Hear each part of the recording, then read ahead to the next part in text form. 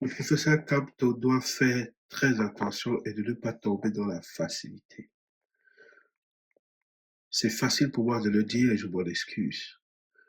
Mais des gens comme lui, des gens qui sont centraux par un mouvement, qui ont la tête dans l'action, ont besoin de conseillers externes, ceux qui voient le jeu de façon plus générale, pour leur dire où se trouvent les récifs et de faire attention. Parce que si Boris Campto fait l'erreur de choisir un des 12 apôtres, il court le risque grandissant à 90% de salir tout ce qu'il a accompli aujourd'hui. Imaginez un peu qu'ils choisissent un de ces 12 apôtres. Tous ceux qui sont là en prison, là, qui sont encore en prison pour certains et qui sont décédés. Ils sont décédés pourquoi? Surtout si un des 12 apôtres maintient le système RDPC. Aucun de ces 12 apôtres, incluant Issa Chiroma Bakari, n'ont intérêt à ce que les prisonniers politiques sortent. Sinon, c'est la première des choses que quelqu'un comme Issa Chiroma Bakari aurait dit. Je crois que Cabral a dit, et ça je peux le lui donner. Mais les Bélé Bouba, les Cabral, les Issa Chiroma, vous ne les entendez surtout pas parler de la libération des prisonniers politiques. Parce que premièrement, parce que dès que ça arrive, le Cameroun va être poursuivi.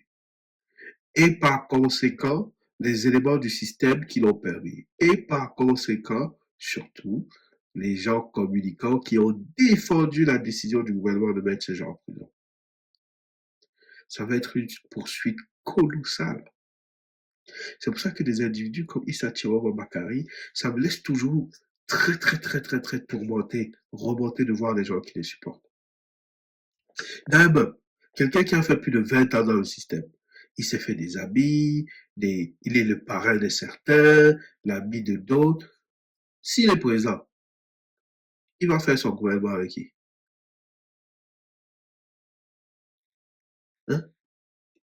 Si ce n'est les mêmes genres du système. Puisque lui ne peut pas faire confiance à l'opposition. Oubliez son affaire qui va venir 5 ans, c'est n'importe quoi. Il ne peut pas faire confiance à l'opposition. Donc, il va faire donc son gouvernement avec qui? On va se retrouver dans les histoires où on revit les conneries qui arrivent au Gabon. Hein, où vous vous retrouvez subitement avec les gens de l'ancien système qui sont dans le nouveau.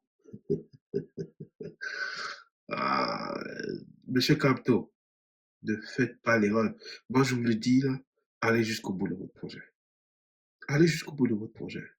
Parce que où vous êtes rendu, la pire des choses qui puissent arriver, c'est que vous choisissez un candidat qui se révèle être le collaborateur du système.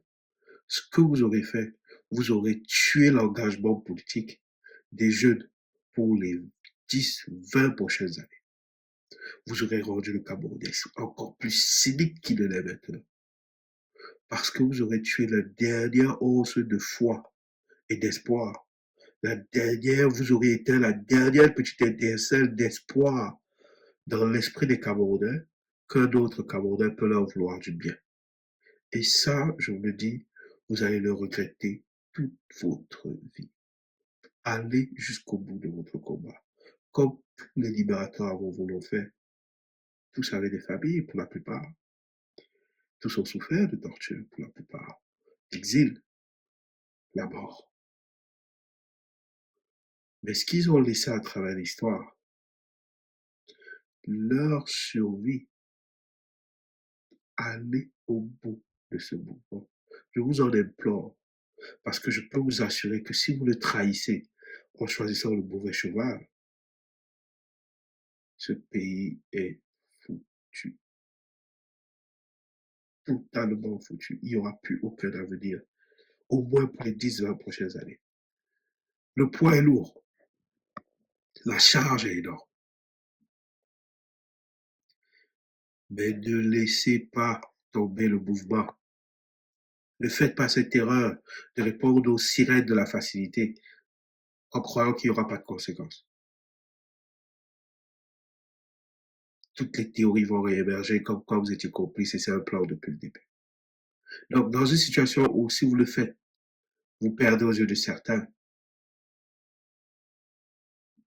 mais plus grave, vous perdez votre morale vous perdez votre authenticité, vous perdez la valeur même d'intégrité que vous défendiez. Et si vous ne le faites pas, vous courez le risque évidemment d'être la cause du désordre organisé au Cameroun. Mais ce que vous gardez par-dessus tout, c'est votre intégrité, votre valeur fondamentale, votre amour pour le pays. Et ça traversera des générations et des générations.